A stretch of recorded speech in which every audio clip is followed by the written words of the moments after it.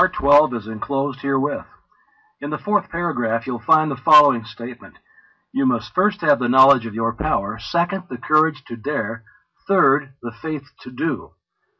If you concentrate upon the thoughts given, if you give them your entire attention, you'll find a world of meaning in each sentence, and will attract to yourself other thoughts in harmony with them, and you will soon grasp the full significance of the vital knowledge upon which you are concentrating. Knowledge does not apply itself. We as individuals must make the application, and the application consists in fertilizing the thought with a living purpose. The time and thought which most persons waste in aimless effort would accomplish wonders if properly directed with some special object in view. In order to do this, it is necessary to center your mental force upon a scientific thought and hold it there to the exclusion of all other thoughts.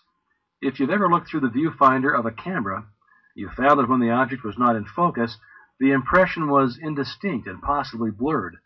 But when the proper focus was obtained, the picture was clear and distinct. This illustrates the power of concentration. Unless you can concentrate upon the object which you have in view, you will have but a hazy, indifferent, vague, indistinct, and blurred outline of your ideal, and the results will be in accordance with your mental picture. So now, Part 12. There is no purpose in life that cannot be best accomplished through a scientific understanding of the creative power of thought. This power to think is common to all. Man is because he thinks.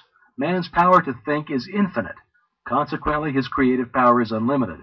We know that thought is building for us the thing we think of and actually bringing it nearer, yet we find it difficult to banish fear, anxiety, or discouragement, all of which are powerful thought forces, and which continually send the things we desire further away, so that it's often one step forward and two steps back. The only way to keep from going backward is to keep going forward. Eternal vigilance is the price of success.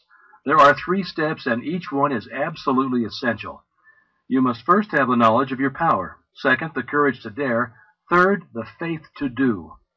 With this as a basis, you can construct an ideal business, an ideal home, ideal friends, and an ideal environment. You're not restricted as to material or cost. Thought is omnipotent and has the power to draw on the infinite bank of primary substance for all that it requires. Infinite resources are therefore at your command. But your ideal must be sharp, clear-cut, and definite. To have one ideal today, another tomorrow, and a third next week means to scatter your forces and accomplish nothing.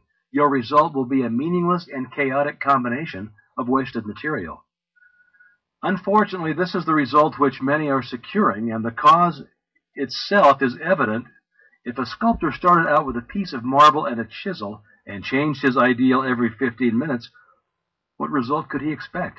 And why should you expect any different result in molding the greatest and most plastic of all substances, the only real substance? The result of this indecision and negative thought is often found in the loss of material wealth. Supposed independence, which required many years of toil and effort, suddenly disappears. It is often found then that money and property are not independence at all.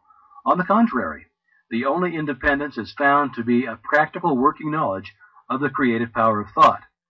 This practical working method cannot come to you until you learn that the only real power which you can have is the power to adjust yourself to divine and unchangeable principles. You can't change the infinite, but you can come into an understanding of natural laws. The reward of this understanding is a conscious realization of your ability to adjust your thought faculties with the universal thought which is omnipresent. Your ability to cooperate with this omnipotence will indicate the degree of success with which you meet. The power of thought has many counterfeits, which are more or less fascinating, but the results are harmful instead of helpful. Of course, worry, fear, and all negative thoughts produce a crop after their kind. Those who harbor thoughts of this kind must inevitably reap what they have sown. Again, there are the phenomena seekers who gormandize on the so-called proofs and demonstration obtained at materializing seances. They throw open their mental doors and soak themselves in the most poisonous currents which can be found in the psychic world. They don't seem to understand that it is the ability to become negative, receptive, and passive, and thus drain themselves of all their vital force, which enables them to bring about these vibratory thought forms. There are also the Hindu worshippers who see in the materializing phenomena which are performed by the so-called adepts, a source of power, forgetting or never seeming to realize that as soon as the will is withdrawn, the forms wither, and the vibratory forces of which they are composed vanish. Telepathy or thought transference has received considerable attention, but as it requires a negative mental state on the part of the receiver, the practice can be harmful. A thought may be sent with the intention of hearing or seeing, but it will bring the penalty attached to the inversion of the principle involved. In many instances, hypnotism is positively dangerous to the subject as well as the operator. No one familiar with the laws governing in the mental world would think of attempting to dominate the will of another, for by so doing he will gradually, but surely, divest himself of his own power. All of these perversions have their temporary satisfaction, and for some a keen fascination. But there is an infinitely greater fascination in a true understanding of the world of power within. A power which increases with use, is permanent instead of fleeing, which not only is potent as a remedial agency to bring about the remedy for past error or results of wrong thinking, but it's a prophylactic agency protecting us from all manner and form of danger, and finally is an actual creative force with which we can build new conditions and new environments.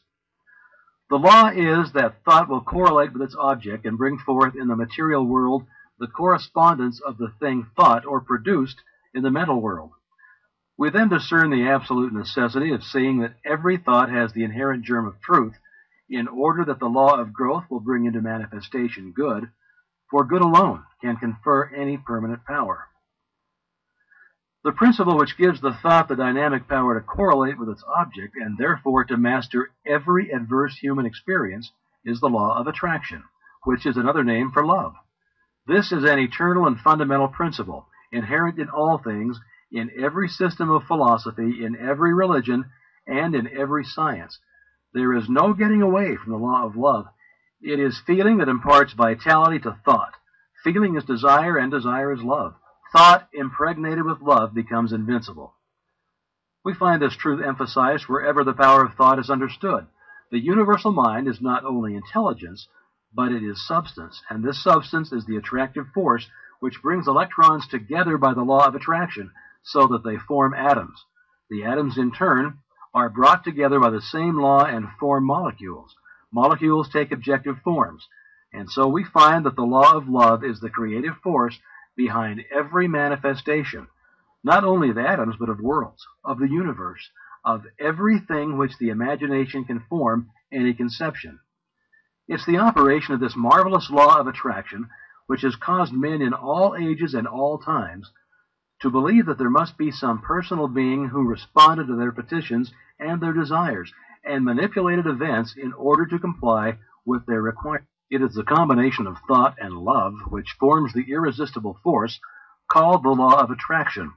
All natural laws are irresistible. The law of gravitation or electricity or any other law operates with mathematical exactitude. There is no variation. It is only the channel of distribution which may be imperfect. If a bridge falls, we do not attribute the collapse to any variation of the law of gravitation. If a light fails us, we do not conclude that the laws governing electricity cannot be depended upon.